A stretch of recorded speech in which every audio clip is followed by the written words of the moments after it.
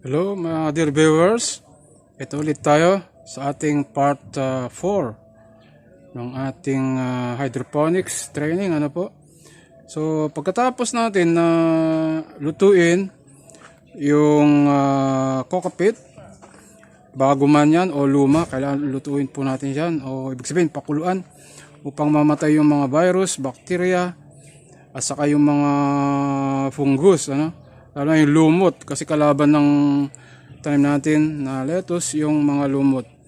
So pakukuluan natin siya. After na napakuluan ay hanguin na siya at patuyuin naman siya. Sa akin ang ginagawa ko ay ibinubuhos ko siya sa strainer para mawala yung tubig, and at the same time siya ay lalamig naman. Ayan, ganito mga kaibigan. Ayan, yan na yung aking pinapatuyo at pinapalamig na pinakuluang cockpit. Ayan, strainer ito. Nasa inyo yan kung saan nyo gusto na ilagay. Basta kailangan palamigin siya at mawala yung tubig. Kung wala naman kayong strainer, kahit dun muna siya sa pinagpakuluan nyo na takore o ano man yun, palamigin nyo yun sa later on. Pag malamig na, pwede naman ninyo siyang pagpigain upang mawala yung tubig. Hindi siya tumutulo. Basama siya pero hindi na siya tumutulo. Ayan, kita nyo? Hindi na siya tumutulo. Kasi yung tubig na yun ay hindi yun maganda para sa ating lettuce. Iba yung gagamitin natin na tubig para sa lettuce. So kailangan siyang pigain, mawala yung tubig ginamit sa pagpapakulo. So after na siya ay malamig, ay pwede na ninyo siyang kunin, ilagay nyo sa palanggana o ano pang container. At meron kayo dapat work table. Mas maganda kung meron kayong work table katulad nung aking work table. Kahit mga hindi naman mamahaling work table, gumawa lang kayo ng parang mesa lang siya. Pwede na siya, ha? Ayan, ito ang aking work table. Ayan, may work table ako. At nandyan yung aking mga gamit upang makapag-simula sa pagtatanim. Okay? So, simulan natin yung paghahanda para sa pagtataniman. Okay? Ayan, makikita ninyo ngayon ang styro cup na bago pa, hindi pa siya nalagyan ng mga slot. Ito, bagong styro cup natin na binili. Papakita ko sa inyo ngayon paano natin lalagyan ito ng slot. Kailan meron kayong cutter. Ito, luma na itong cutter ko pero hinahasa-hasa ko lang sa liha kaya okay pa siya, matalas pa. So ito ay ating lalagyan ngayon ng mga slot para mayroong pasukan ng tubig na mayroong fertilizer at makakalabas naman yung ugat noong ating halaman. Ayan. So lalagyan natin ng slot. Dito lang tayo sa ganitong styro. Dito lang sa ilalim nitong parang labi niya, di ba? Ayan. Ito labi. Ito. So dito tayo sa ilalim. Para kasi pag dito malapit yun, madali pong masira yung styro cup natin, mapupunit kagad. So dito lang tayo sa ilalim yan. Ayan, guguhitan lang ninyo ganyan. Hihiwain ninyo ng iyong cutter. Dalawa, siyempre.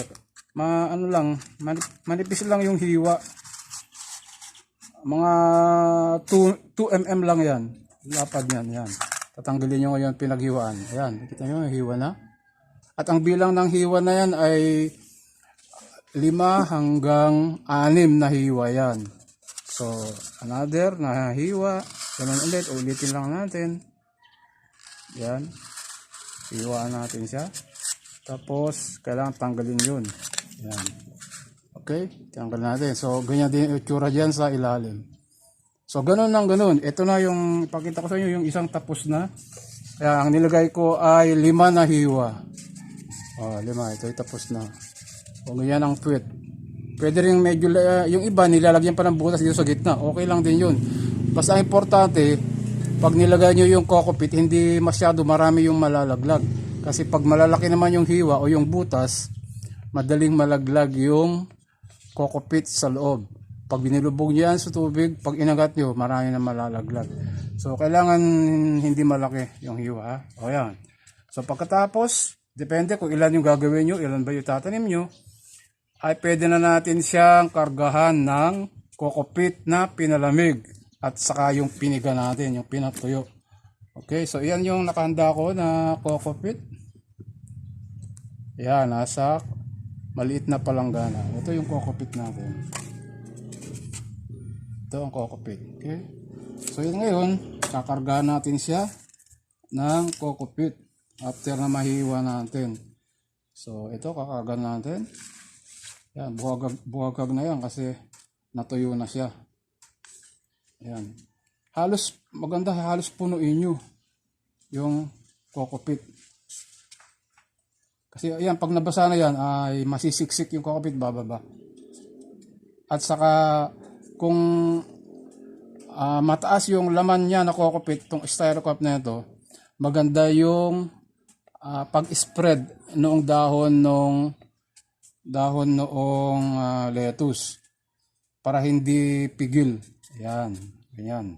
Kita nyo? Ayan, pag na ano na natin yan, pwede natin naman ngayon itong tamnan na. Ito na yung resulta noong ibinudbud ko na bare seeds ng lettuce. Tumubo na siya, okay? Ito, ayan, nakita nyo? Yung sample natin nung nakaraang video. Ayan, mga tumubo na. Yun yung may mga green na yung dahon. Dalawa pala ang dahon yan. So, ang ginagawa ko dito, pag ganyan na, ay tinatransfer ko na siya dito sa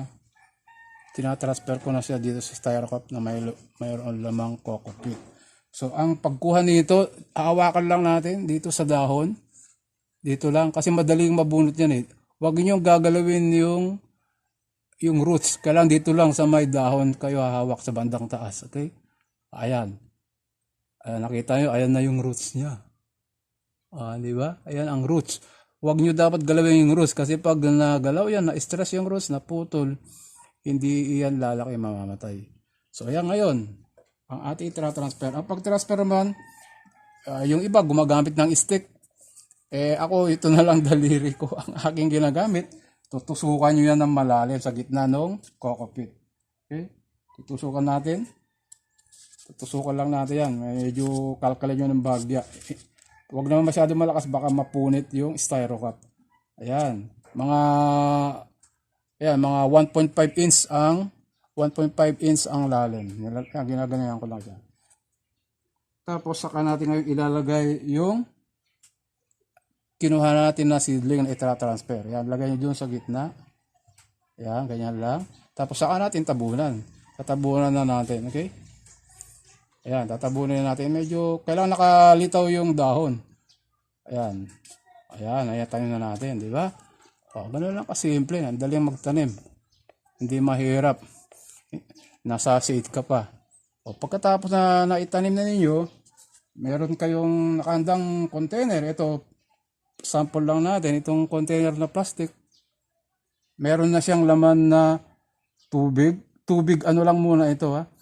Tubig sa gripo. Pero later on, haaluan natin ito ng may konting liquid fertilizer para meron ng magpapalaki ng maganda sa ating seedling na transfer. So, mga 1 cm lang yan. Ayan. Nilagyan ko lang 1 cm para sisipsipin ngayon nito ng cockpit yung tubig na later on hahaluan natin ng liquid fertilizer. Ayan. So, kuha pa tayo ng isa. Ito ulit, bago na nakahanda. Ganun din, meron na siyang slots. Diba? Ayan. May mga slots na. So, lalagyan natin ulit ng cockpit. Ganun din kadami. Ayan. May cockpit ulit. Ayan. Tutusukan natin sa aking daliri. Yung iba, gagawa kayo ng stick kung ano yung magaan sa inyo na gawin. Kuha tayo ng seedling na tumubo sa ating plastic container na dati ay nasa loob dati ito ng rep sa vegetable section. Tapos noong mayroon nang tumutubo, inilabas ko na siya para maging green yung dahon at mabilis na yung paglaki niya. So tatanim natin ulit doon sa coco pit na nilagyan natin ng butas sa gitna, no? Yan, tatabunan lang ninyo. Yan, ilagay nyo ulit sa container na mayroon ng tubig. Yan, so ganyan lang yung sample ng pagtatanim natin sa bare seeds. Yan yung sample sa pagtatanim ng mga walang coating na seedlings ng lettuce. Ayan, takip ito ng styro box eh. Ito yung ginagamit ko na lagayan ng mga tinatransfer kong coco pit. Tinatransfer kong mga bagong seedling. Ayan, puno ito. Pinupuno ko yan at hanggang 100 na pieces ginagawa ko pag ako'y nagtra-transfer. 50 pieces hanggang 100 pieces. So puno ito at hindi lang yan, marami pa. So ganyan lang yung sample natin, ha. So ipapakita ko sa inyo yung ipinapatak namin na liquid fertilizer.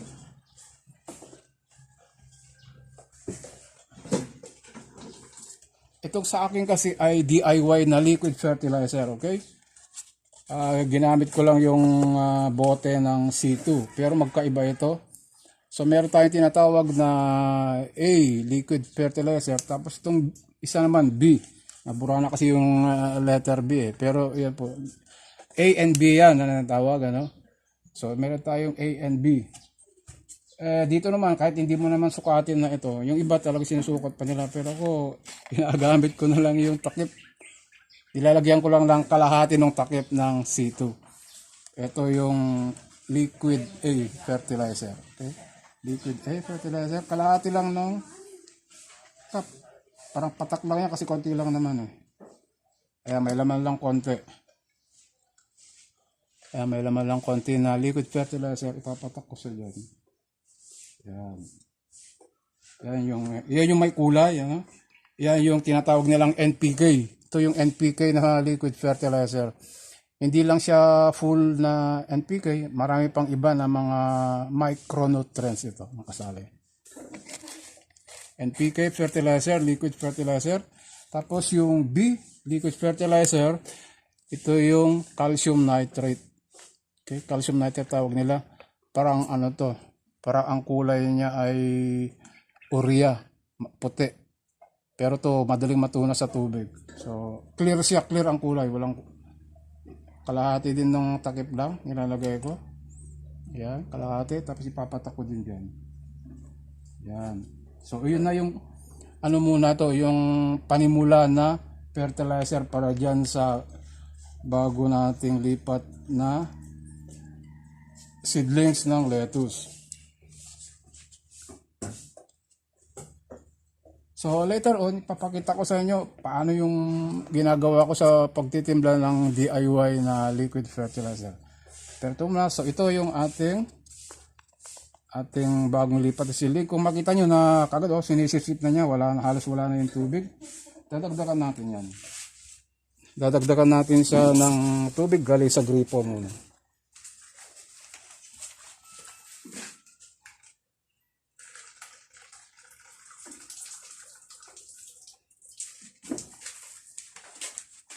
So ayan, dinagdagan natin. At least para meron siya ulit sip-sipin. Yan, sinisip-sip niya eh. Ayan, halos wala. Malagdagan pa konti pa.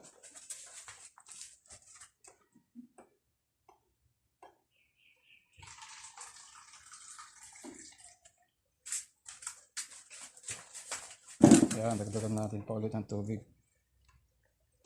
Kasi natuyo ng gusto yung coco pit ko, kaya marami siyang sisip-sipin. Kaya pag na-sip-sip niya yan, basa na itong coco pit. Parang na ano na rin. Parang nadiligan na. Pwede rin wisik-wisikan nyo na dito sa ibabaw. Kagad kung gusto niyo. Wisikan na rin niyo sa ibabaw. Para mabasa kaagad yung ating coco pit, at parang madiligan na yung halaman. Yung iba mayroon gumagamit ng spray. Meron din akong spray. Ni-spray na lang nila. Okay? So ganyan ano mga kapatid. Pag tatanim. pag transfer. Tapos, ipakita ko sa inyo, ito yung mga lumak ko na pinagtamnan ako ito. Na-harvest ko na yung naging laman nito, yung halaman. Di ba? So, nakita nyo, pag yung na-harvest na ninyo, ito yung kokopit na luma. Ayan, pag mapapansin nyo, meron siyang mga ano na, mayroong mga lumot-lumot dito sa ibabaw. May lumot-lumot yan. At siyempre, yung pag ilalabas natin ito yung lumang kokopit. Nakita nyo, ayan, may maraming mga ugat-ugat. Ugat ito nung na-harvest natin na lettuce. Ito yung kanyang pinakapuno. Ayan. So, ang ginagawa ko dito, huwag nyo itatapon ito, magagamit na naman natin yan. Tanggalin lang din nyo yung parang pinakapuno noong lettuce na na-harvest. Ayan yung pinakapuno niya, saka yung mga ugat niya. Pwede na itong isama sa mga halaman ninyo para doon na mabulok maging fertilizer. Okay? So, ganyan. Ito ngayon yung niluluto natin. Siyempre, maraming sabay-sabay mong i-harvest, ipunin mo yon. At pag marami na siya, pakukuluan mo. Kaya linuluto natin yan para mamatay yung virus, bacteria, lalo na yung lumot. Kaya kita nyo itong pinag-harvestan natin. Ayan, marami. Ayan yung nasa ibabaw, green. Lumot yan. Mismo iyan yung ibabaw noong kokopit. So, kailangan natin lilinisin ito para magamit naman natin. So, ito, nililinis ko ito. Binabrush ko siya sa loob para mawala yung lumot, yung marka ng lumot. Hindi man totally mawala, pero mabawasan. Okay? So, katulad nito, nilinis ko na ito. Ayan, malinis na siya. Nililinis natin yan. Para magamit na naman natin. So, reusable po yung ating styrocup hanggat hindi siya nadudurog o pulit-pulit. Gagamitin natin yan. At saka yung kokopit, nire-recycle natin, hindi yan itatapon. Lulutuin mo ulit yan para mamatay yung anuman yung magiging kalaban ng tanim mo. Katulad kanina, pinakuluan ko, pinalamig ko, at ngayon, ito yung ginamit na naman natin. Yan ang dahilan kaya natin pinapakuluan yan. Okay? So nakita nyo, ito na yung iba, ito na yung mga nauna kong tinanim. Ayan, medyo malaki na siya. Ano na ito? Almost 2 weeks na siya. Ito ang romaine lettuce. Nakita nyo, pahaba. Ayan, romaine lettuce yan. Akala ng iba, pag nakita nila, pechay. Pero lettuce po ito. Ito ang tinatawag na romaine lettuce. Masarap po ito, malutong. Kasi marami siyang, parang marami siyang nutrients sa kanyang katawan. Marami siyang, matubig siya. Kaya malutong. Masarap ito. Ang iba lang kasi akala nila ay pechay. Pero masarap to. Ito ang lettuce. Okay, magto 2 weeks na siya. Ito ang romaine lettuce. Ito naman yung green red. Halong green saka red na may kulay. Okay. Red lettuce ang tawag pero hindi totally na red lettuce. Meron siya pang klase, wala na akong sample dahil hindi ako panay-tanim.